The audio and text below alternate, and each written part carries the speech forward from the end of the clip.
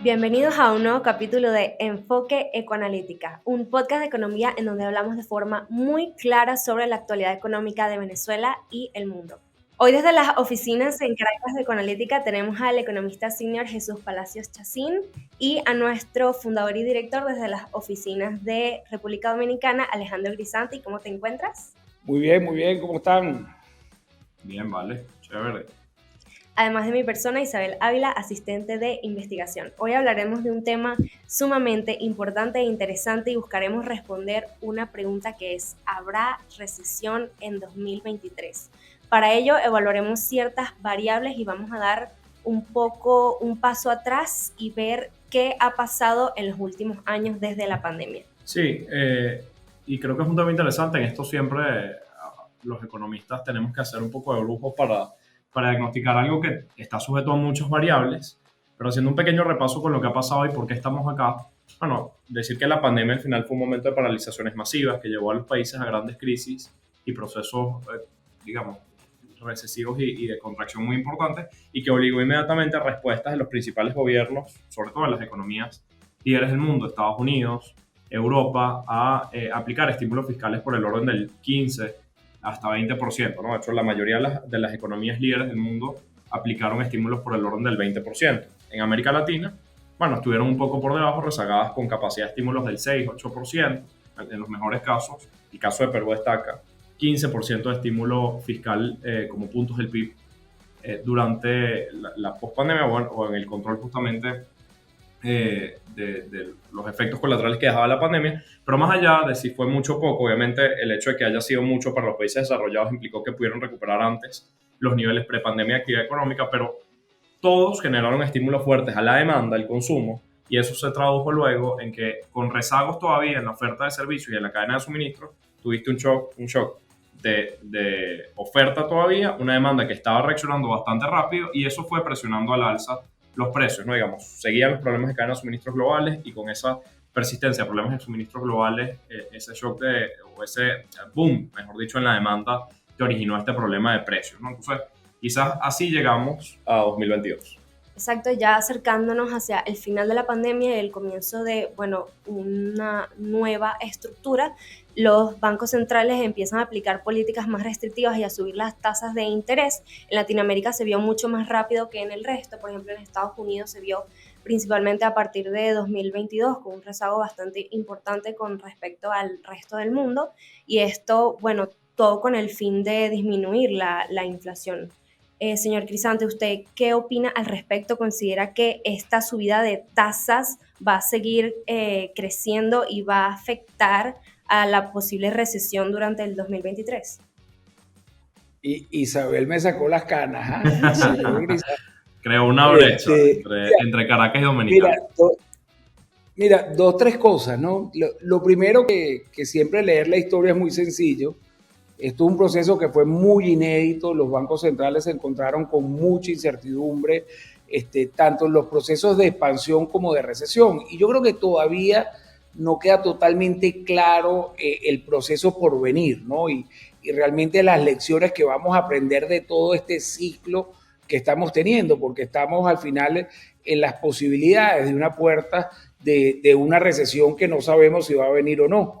Eso es lo primero, que es un proceso que es inédito, que al final no se sabe, y una de las preguntas que hay es si hubo exceso en la reacción tanto de la política fiscal como de la política monetaria en el periodo de la pandemia, que es lo que trajo este muy fuerte incremento de precios, muy fuerte incremento de la inflación, y que yo sí creo que aquí hay una lección importante que tenemos que tener muy clara, que los bancos centrales latinoamericanos reaccionaron antes.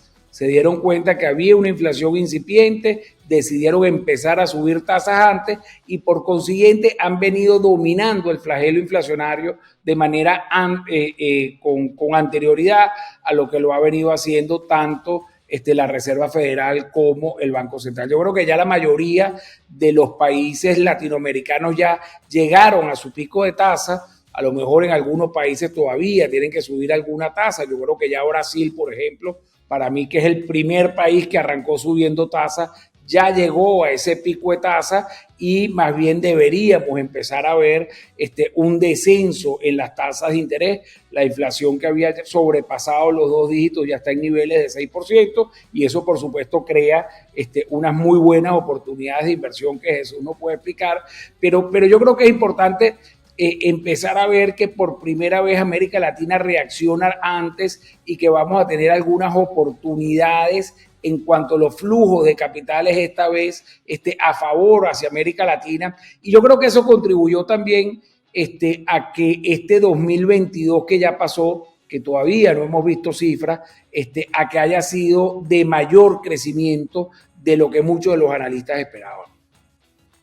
Buenísimo, y creo que das un punto interesante y era algo que traíamos más adelante, y es justamente ese adelanto de América Latina, de los bancos centrales de la región por primera vez a los países desarrollados. O sea, básicamente una reacción coordinada en los mercados emergentes latinoamericanos para decir, bueno, parece que viene un ciclo de aumento de tasas en todo el mundo porque estamos viendo ya presiones inflacionarias importantes y a mediados de 2021 ya la mayoría de los bancos centrales de América Latina habían adelantado los aumentos de tasas, cuando Estados Unidos termina llegando apenas al cierre del primer trimestre de 2022. Eso habla al final también de una institucionalidad, un crecimiento importante en las autoridades monetarias en la región porque, bueno, esto es un debate de siempre. Subir tasas al final desacelera la economía y hay muchas presiones de los gobiernos, sobre todo gobiernos más populistas o de corte, sí, al final más electoreros que siempre buscan un poco mantener calmos y tranquilos los aumentos de tasas para fomentar mayor crecimiento, ¿no? El tema es, bueno, el costo de una inflación quizás más alta si no lo hacías a tiempo, ¿no? Y creo que eso es una ganancia importante y un tema que comentar es ese adelanto de los bancos centrales de la región que ya coincidimos contigo, paran o detienen los ajustes en la tasa de política monetaria, ¿no? Pero, bueno, sí creo, Isa, y era algo que habíamos discutido preparando este episodio, que es interesante ver también cómo o qué señales nos da el mercado laboral de Estados Unidos, pensando en que, bueno, efectivamente hay mucha gente debatiendo si el mundo avanza y mucho de ello pasa por cómo se comporta la economía de Estados Unidos, está avanzando hacia un proceso realmente recesivo con estos repuntes consecutivos de tasas, ¿no? Que han sido, además, si lo ven en el gráfico que van a ver los que lo estén viendo por el canal de YouTube, es el aumento de tasas más agresivo que ha tenido la Reserva Federal, ¿no? Y eso, bueno, justamente una reacción intentando controlar la inflación más alta en 40 años y que lleva hoy a los mercados laborales, o pensamos que debería llevar a un aumento de la tasa de desempleo en los mercados laborales y que eso llevar a un escenario recesivo. ¿Pero tú eres pro soft landing o crees que vamos hacia una recesión más aguda?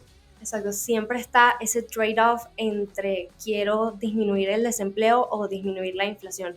Yo creo que Estados Unidos, si bien ha llevado políticas para disminuir el desempleo constantemente desde el inicio de la pandemia y siento que ha sido el foco, a pesar de que en 2022 han subido muchísimo la tasa de interés, yo siento que a pesar de que efectivamente con un 9.1 en junio pasar a 6.4 ahora en enero de inflación interanual no ha sido necesariamente suficiente y ahí tengo que diferir con el señor Crisanti. Creo que tienen que seguir con un aumento general de las tasas porque no creo que las expectativas inflacionarias necesariamente coincidan con lo que la Reserva Federal debería querer lograr en este momento. Es decir, yo creo que como se ha llevado relativamente bien el proceso de disminuir el desempleo y de hecho ha habido una desaceleración y una disminución de las tasas de renuncia, yo creo que efectivamente la economía estadounidense es capaz de aguantar sin tener necesariamente una recesión, tal vez solo una desaceleración, un aumento de las tasas de interés continuo, tal vez hasta mayo, junio, para poder disminuir la inflación y las expectativas de inflación. Sí, y bueno, para que vean lo horizontal que es el debate de ecoanalítica, Isabel, que es asistente de investigación, en este debate con Alejandro Grisanti, director, socio fundador además de la firma, pues justamente en este intercambio de ideas que siempre es nutritivo, porque al final, bueno, tener opiniones diferentes es lo que hace que tengamos una opinión construida entre todos y que sea lo que genere más consenso al interno, ¿no? Yo creo que al final, efectivamente, todavía el tema del anclaje de expectativas no está claro, sobre todo que los últimos datos de inflación que revisábamos esta semana de cierre de enero vuelven a mostrar repuntes en algunos rubros, particularmente lo que tiene que ver con vivienda, o sea, los servicios de vivienda, y ha habido una resistencia importante de los servicios, sobre todo, a moderarse en inflación, la inflación subyacente en la región y en Estados Unidos muestra señales de persistencia en niveles altos, y eso hace pensar que probablemente sí, no es tan inmediato que se retome el target de inflación esperado por la Reserva Federal, que es de 2%, pero bueno, pareciera que caminamos hacia esa medida. Y muchas de las cosas que han seguido los reportes que leíamos para esta información decían, bueno, si hay anclaje o las expectativas están retornando al rango en Estados Unidos del 2%, en América Latina también lo estamos viendo, digamos, en cada caso respectivamente. Y bueno, yo creo que ya es una ganancia, hablando de América Latina, el hecho de que estemos hablando de expectativas de inflación en torno a un nivel target, o sea, que eso se haya logrado ya volver una institución en América Latina, volver a pensar en rangos de inflación, y que hay cierta estabilidad en los últimos años de precios que nos hacen volver a pensar en eso. No sé qué piensas, Alejandro. Sí, mira, una diferencia que creo que a lo mejor no me expliqué bien. Cuando me refería a estabilidad de tasa y posible disminución, me refería a Brasil, no me refería a Estados Unidos. Okay. La inflación en Brasil está en 6% y la tasa en 6% y la inflación y las tasas de interés están en 13,5%, la de Banca Central. Entonces estamos hablando de una tasa de interés real positiva de 7,5%. Sí. En un ambiente donde la inflación viene desacelerándose de manera muy importante. Entonces yo esperaría en el caso brasilero, no en el caso americano, que empecemos a ver, señorita Isabel, ¿cómo se llama? Una desaceleración importante y la posibilidad de que veamos pronto una disminución de tasa en Brasil.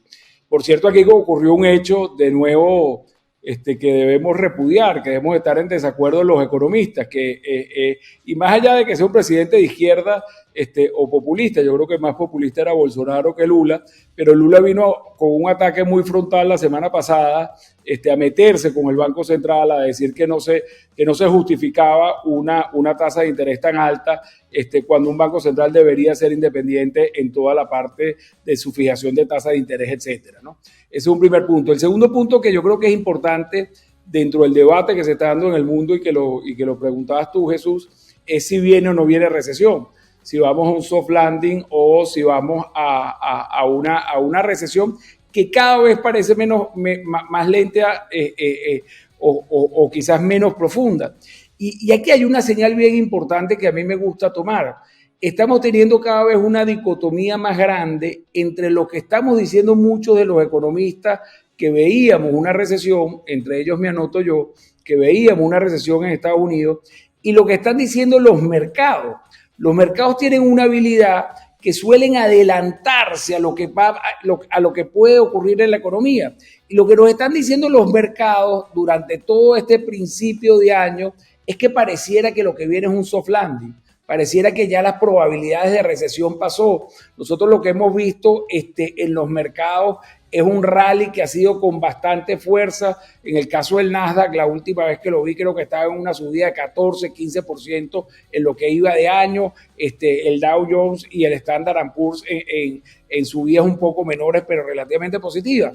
Cuando tú tienes una subida de 14% en lo que va de año, lo que el mercado está pronosticando, el mercado también se equivoca. Yo creo que los pueblos se equivocan, el mercado se equivoca, no hay nadie que tenga la perfección. Es que pareciera, pero el mercado lo que está diciendo es, mira, esta recesión pareciera que pasó, pareciera que sí vamos a un soft landing. El crecimiento de los Estados Unidos, en este caso, de tener casi un 3% en el tercero y cuarto trimestre y haber terminado el 2022 con un crecimiento positivo, pareciera que lo toman como una muy buena señal de cara al 2023. Entonces allí pareciera que habrían buenas señales. Yo sí creo que todavía queda mucha incertidumbre. Yo creo que todavía puede venir alguna noticia negativa en la parte de inflación, alguna presión más por vía precios de materias primas, bien sea causados por la guerra o por cualquiera de las otras, digamos, incertidumbres que quedan en el mundo, que te van a causar de nuevo nuevas volatilidades que tengamos. Pero por lo menos sí quiero comentar que por lo menos lo que el mercado nos está diciendo es un escenario más optimista de lo que estamos diciendo los economistas para este 2023. Sí, yo creo que, bueno, al final también la data que se va recibiendo te va generando cambios en esas expectativas incluso del mercado, ¿no? Y la inflación de enero un poco más alta te vuelve a crear la duda de si vienen incrementos de tasa un poco más agudos. El debate hoy es si la tasa se mueve de 5.25 a 5.50, igual es sea, niveles de tasas que no veíamos en más de 10 años, o sea, en los últimos 15 años. Y bueno, eso de nuevo te lleva a pensar hasta dónde va a llegar y cómo ese incremento de tasas no se va a ver reflejado en el mercado laboral, porque, bueno, hasta ahora se ha mantenido muy justo el mercado laboral, realmente con muchísimas posiciones ocupadas, pero ¿hasta qué punto aguanta? Porque ciertamente muchas empresas, sobre todo las del sector tecnológico, se han visto ya afectadas, el encarecimiento del crédito va a afectar al sector construcción, entonces yo sí soy de la opinión que quizás no vamos a ver una gran crisis, pero creo que sí vamos a tener un escenario recesivo, que no es más al final que parte de un ciclo económico normal, en el que, bueno, después de un boom de crecimiento tan importante, el incremento de tasas te va a llevar probablemente a una contracción en 2 trimestres consecutivos y que eso vaya acompañado de desmejoras en las cifras de empleo. Pero creo que en el caso de Estados Unidos no es un escenario catastrófico. Quizás Europa es distinto. Exacto, y va a considerar con respecto a otras economías, especialmente las afectadas directamente por problemas geopolíticos relacionados con la guerra ruso-ucraniana, que podría pasar considerando su dependencia al petróleo ruso, la delicadeza que tiene su sistema bancario en este momento y otro tipo de consecuencias. Y que la inflación es mucho más dura. Probablemente haya aumentos de tasas más duros. Muy, muy probable que Europa sí vaya a un escenario global más recesivo, ¿no? Pero bueno, no sé si Alejandro ya para ir cerrando. Otro punto dentro de las economías que cubrimos en Ecoanalítica, ¿no? Yo creo que aquí es importante ver y que muchos de nuestros oyentes también les puede interesar. En Colombia se está produciendo un gran frenazo. ¿Okay? Colombia fue una de las economías, creo que la economía que más creció de América Latina en el 2022 y viene con un muy fuerte, la verdad que con un frenazo muy fuerte que se está produciendo finales del año que viene, principios de este. Otra de las economías que se viene frenando muy duro, que también apartando la política, señores, por favor desconéctense a veces un poco la política, hay realidades económicas que no tienen nada que ver con política. Una economía que creció con fuerza el 2022 fue Venezuela y viene frenándose de manera impresionante en lo que ha sido noviembre, sobre todo diciembre y enero. Hay muchas empresas, clientes nuestros, que nos están hablando de que en enero se ha cumplido 50% de las metas que tenían en los presupuestos. Es decir, posiblemente esos presupuestos venían con una meta de crecimiento en sus ventas y esos crecimientos no se están dando y más bien tenemos unas caídas relativamente importantes. Otra economía que viene aletargando mucho su crecimiento, no cayendo, pero sí aletargando mucho su crecimiento, es República Dominicana. Entonces, tenemos aquí una muestra de economías que vienen aletargando mucho su crecimiento y aquí siempre es importante comentar que las realidades económicas de cada uno de los países siempre es muy distinta. Las realidades económicas muchas veces de los sectores dentro de los países también puede ser muy distinta y por eso es necesario muchas veces estar siempre muy pendiente de los números, muy metidos en las realidades de cada país para poder entender y siempre estudiar estas interconexiones que la señorita Isabel, Jesús y por supuesto todo el equipo de Ecoanalítica siempre nos han ayudado para mantener y tener, ¿no? Eso es bien importante para nosotros ponerlo y disponemos y lo ponemos siempre de la mano para nuestros clientes, todos los estudios y todos los seguimientos que hacemos de las diferentes economías de la región. Sí, y bueno, creo eso, ¿no? Que particularmente si en la región se diferencia a alguien por una crisis de naturaleza distinta o por problemas naturales distintos, Venezuela. No estamos no estamos hablando acá de aumentos de tasa de interés, definitivamente los problemas son otros. De hecho, vamos a hablar en uno de los próximos capítulos justamente del frenazo de la economía venezolana, parte del equipo de Ecoanalítica también va a hablar de eso. En el caso de Colombia, la inflación sigue teniendo niveles muy altos, es lo más altos de la región y el impacto justamente es en poder de compra. Eso parecido a lo que pasa en Venezuela, pero digamos, un contexto muy distinto, porque Venezuela viene una larga contracción y lo que esperaría uno es que hubiera al menos un repunte sostenido unos 2, 3 años y este año nos está generando el arranque algunas dudas de hacia dónde va el 2023 para Venezuela. Pero bueno, cerrando con una nota de mercados, Alejandro, los mercados estuvieron en niveles muy bajos en 2022. Terminamos con indicadores de Standard & Poor's menos 20%, en el caso del Nasdaq menos 30%. Todas las valoraciones en general de las empresas cayeron muchísimo y parece un momento propicio, ¿no?, para oportunidades. En el caso de los bonos, los incrementos de tasas y un escenario quizás recesivo, y en el caso de las acciones porque hay pérdida de valor importantísima en el 2022. ¿Crees que es un buen momento para invertir? E incluso en América Latina, que también los aumentos de tasas de interés secaron de liquidez del mercado y tuvo uno de los peores años en términos bursátiles, pues, la región. Sí, mira, mi abuelo decía siempre que el que creía que sabía la bolsa era un bolsa, ¿no? Y yo creo que es un dicho importante y es un dicho, ojo, que al final está refrendado por la teoría económica, pues, ¿no? Que es muy difícil predecir hacia dónde pueden ir los mercados. Habiendo dicho esto y con mucho respeto hacia esa parte, yo sí creo que es un buen punto de entrada en muchos de los mercados, tanto bursátiles como de bonos, ¿no? Yo nada más diría esto, pareciera que es un buen punto de entrada para un inversor de largo plazo, ¿okay? Un inversor que está viendo un horizonte de 5, 10, 20 años, después de esta fuerte caída. El 2022 se produjo algo que en los últimos 120 años era inédito, que es que se produjo una caída muy importante tanto en el mercado de bonos como en el mercado de acciones.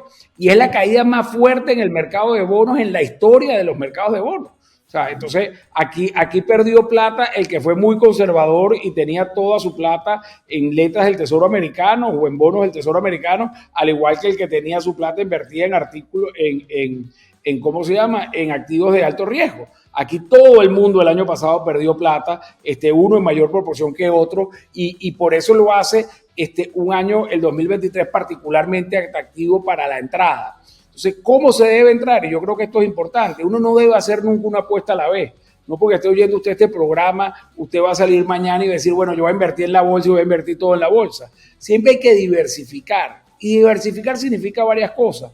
Diversificar en los activos que usted va a invertir. Diversificar en los puntos de entrada que usted va a hacer. Si usted va a invertir $100, bueno, invierta $20 hoy, $20 en 15 días, $20 en un mes, y va diversificando los puntos de entrada, porque con la volatilidad usted de esa manera va a ir entrando poco a poco, y una vez que termine de entrar, termine ese proceso de entrada, usted va a poder entonces esperar y ver ese proceso de crecimiento, y ojalá que realmente sea un buen punto de entrada. ¿Qué quiere decir un buen punto de entrada? Que posiblemente pueda caer un poco más, pero que en el mediano plazo debería recuperarse y obtener un buen retorno. La mayoría de las bancas de inversión están previendo que esto va a ser un buen año de recuperación de bonos, después de mucho tiempo donde no era bueno invertir en bonos los últimos 5 o 10 años de tasas de interés muy bajas, los bonos no fueron una alta fuente de rentabilidad. Ahorita tenemos muchas bancas de inversión que han venido incluyendo e incrementando en sus portafolios de inversión los bonos, y se viene otra vez de nuevo resucitando el tema de los mercados emergentes.